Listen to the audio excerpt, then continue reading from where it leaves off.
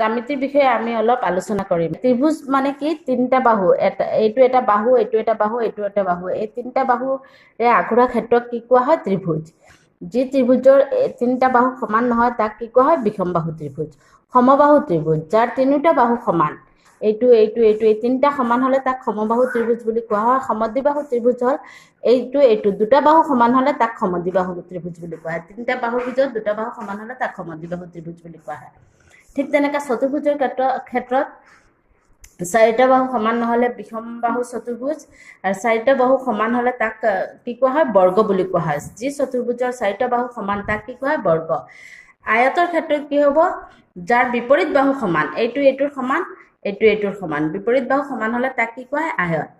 বহুভুজ বুলি ক'লে তিনিটা বাহু হ'ব পাৰে, চাৰিটা বাহু হ'ব পাৰে, পাঁচটা বাহু হ'ব পাৰে, যিকোনো বাহু হ'ব পাৰে।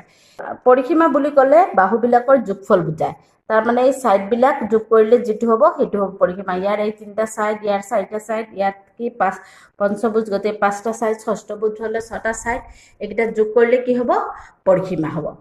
আৰু কালি বুলি ক'লে কি হয়? ভিতৰত যিমানখিনি জেগা, এই ত্ৰিভুজটোৱে ইয়াত যিমানখিনি জেগা লৈছে সেইটোক কোৱা হ'ব কালি। ইয়াত এইটো চতুৰ্ভুজৰ ভিতৰত যিমানখিনি জেগা আছে সেইটোক কোৱা হ'ব কি? কালি। পঞ্চভুজৰ এই ভিতৰৰ জেগাখিনিক কোৱা হ'ব কালি। এতিয়া আমি কি কৰিম? আয়তৰ পৰিসীমাৰ সূত্ৰ হ'ল 2 × দিক যোগ প্ৰস্থ। এইটো হ'ল আয়ত। আয়তৰ পৰিসীমা হ'ব কি? 2 × এইটো হ'ল দিক আৰু এইটো হ'ল প্ৰস্থ। বৰ্গৰ পৰিসীমা হ'ব 4 × বাহুৰ দিক। মানে বৰ্গৰ কি হ'ল? গোটেইকেইটা দিক একে সমান, গতিকে 4 দি এটা দিগক পূৰণ কৰিলেই কি হৈ যাব? বৰ্গৰ পৰিসীমা। আয়তৰ কালি কি হ'ব? দিক পূৰণ প্ৰস্থ। এইটো আয়তৰ কালি, এইটো হ'ল দিক, এইটো হ'ল প্ৰস্থ, গতিকে আয়তৰ কালি কি হ'ব? দিক পূৰণ প্ৰস্থ। আৰু বৰ্গৰ কালি হ'ব কি? দিক স্কোৱাৰ। তাৰমানে দিক আৰু প্ৰস্থ সমান, দিক পূৰণ দিক হ'ব, তাৰমানে দিক স্কোৱাৰ।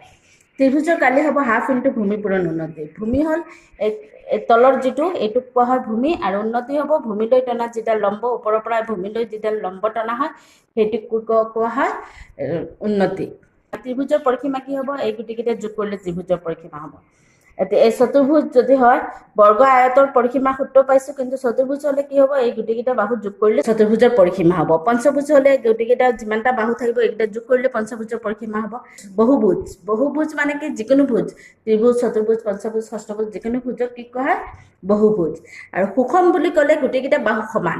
যেনেকে এইটো সমবাহু ত্ৰিভুজৰ কি হ'ল? তিনিটা বাহু সমান, বৰ্গ হলে চাৰিটা বাহু সমান, পঞ্চভুজ হলে কি? পাঁচটা বাহু সমান। এতিয়া ত্ৰিভুজৰ ক্ষেত্ৰত তিনিটা বাহু সমান হলে সমবাহু ত্ৰিভুজ কোৱা হয়। চতুৰ্ভুজৰ ক্ষেত্ৰত চাৰিটা বাহু সমান হলে বৰ্গ বুলি কোৱা হয়। পঞ্চভুজত কি হয়? পাঁচটা বাহু সমান হলে সুষম পঞ্চভুজ বুলি কোৱা হ'ব। ষষ্ঠভুজত কি কোৱা হ'ব? সুষম ষষ্ঠভুজ, সুষম সপ্তভুজ, তেনেকা হ'ব। তাৰমানে সুষম মানে কি? যিমানটা বাহু থাকে গোটেইকেইটা সমান। গতিকে nটা বাহু বিশিষ্ট সুষম বহুভুজৰ পৰিসীমা, মানে যিকোনো বাহু যদি হয় তাৰ পৰিসীমা হ'ব n × বাহুৰ দিক। তাৰমানে ত্ৰিভুজ হওক, চতুৰ্ভুজ হওক, পঞ্চভুজ হওক, যিকোনো ভুজ হলে nটা বাহু, যিমানটা বাহু হ'ব। ষষ্ঠভুজ হলে 6টা বাহু হ'ব, পঞ্চভুজ হলে 5টা বাহু হ'ব। তাৰমানে n হ'ব, পঞ্চভুজ হলে 5 হ'ব, ষষ্ঠভুজ হলে 6 হ'ব, সপ্তমভুজ হলে 7 হ'ব। nটা বাহু, যিমানটা বাহু হ'ব সিমান হ'ব n।